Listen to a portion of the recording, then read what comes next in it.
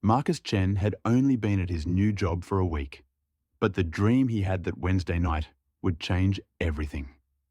The mysterious voice saying Code 19 would appear in every moment of his life the next day, leading to a chain of events that would ultimately result in an accident that put him in a coma. Marcus was working as a software engineer at the Army Technology Department in Seattle. The opportunity provided by Colonel Samuel Rodriguez had changed his life, but adapting to the new job was harder than expected. That day had been particularly stressful. While working on a security software project, his head had started pounding. When he returned home in the evening, fatigue had settled on his shoulders. After taking a quick shower and eating a simple dinner, he lay down in bed at 10:30 p.m. The stressful moments of the day were spinning in his mind. When he closed his eyes and took a deep breath, the dreams began. In his dream, he found himself in an unfamiliar white room. An unclear silhouette stood before him. He couldn't tell if it was male or female. "Marcus," the voice said. "Code 19. "What code?" "What do you mean?" Marcus asked in his dream. "Code 19. The voice repeated in a determined tone. "Don't forget, code 19 inches." "I don't understand. What does this mean?" The silhouette approached him, but its face remained indiscernible. "Get ready, Marcus. The time is coming. Remember code 19. "What time?" "What should I prepare for?" "Code 19, the voice said one last time, and everything was enveloped in darkness. Marcus woke up in a sweat. His heart was beating rapidly. It was 6:15 a.m., 15 minutes before his alarm. The dream was so vivid it felt real. The words, Code 19, were still ringing in his ears. He pulled himself together. It was just a stressful dream. After showering and having breakfast, he prepared to go to work. He was waiting for his bus at the stop in front of the apartment. When he looked at the number of the arriving bus, he froze. 19. The number from his dream. It was an interesting coincidence, but he smiled. The mind sometimes played such tricks.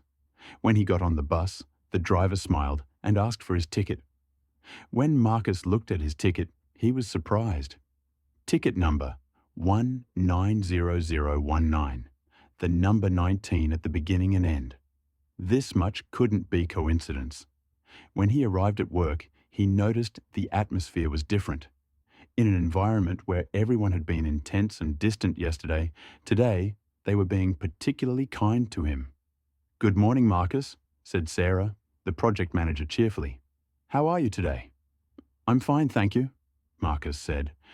Yesterday, Sarah had only been formal with him. "Would you like some coffee?" said Tom, the programmer at the next desk.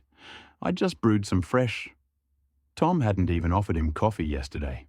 Marcus politely accepted. When Tom placed the cup on his desk, Marcus was stunned.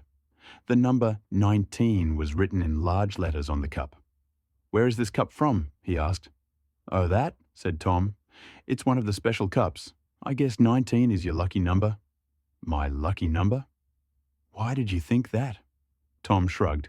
"I don't know, just felt that way." Marcus's head was starting to get confused. The dream, the bus, the ticket, and now the cup. The number 19 was following him. During lunch break, he took out his phone and searched for meaning of number 19. He found interesting information on numerology pages. The number 19 is the number of leadership, independence, and new beginnings. It indicates strong intuitions and spiritual awakening. It is the transition point between the end and the beginning. This explanation seemed even stranger to him. It matched exactly what he was experiencing. At lunch, his phone rang. Unknown number. When he answered, no sound came.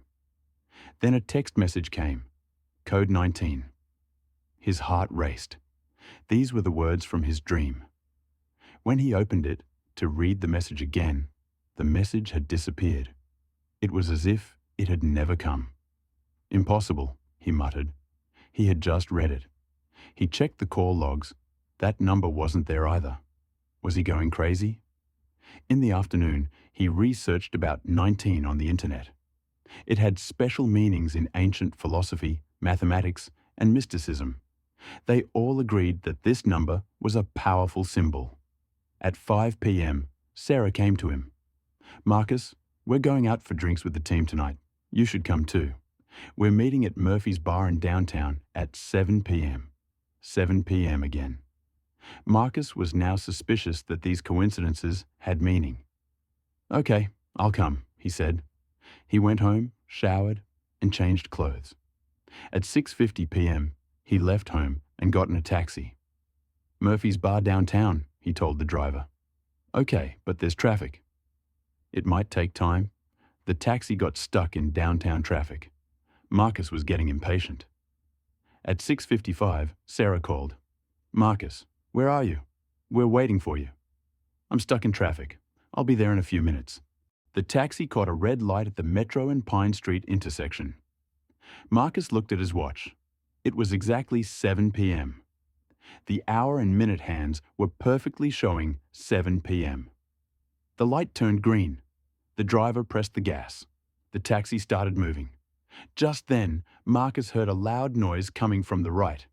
When he turned his head, he saw a huge truck approaching rapidly. The truck was running a red light, coming directly at them. "Watch out!" he shouted. It was too late. The truck hit the side of the taxi so fast that the taxi spun 360 degrees and crashed into an electric pole. Marcus's last memory was the shattering glass, the sound of metal, and then the darkness that followed. When he opened his eyes in the hospital, white walls surrounded him.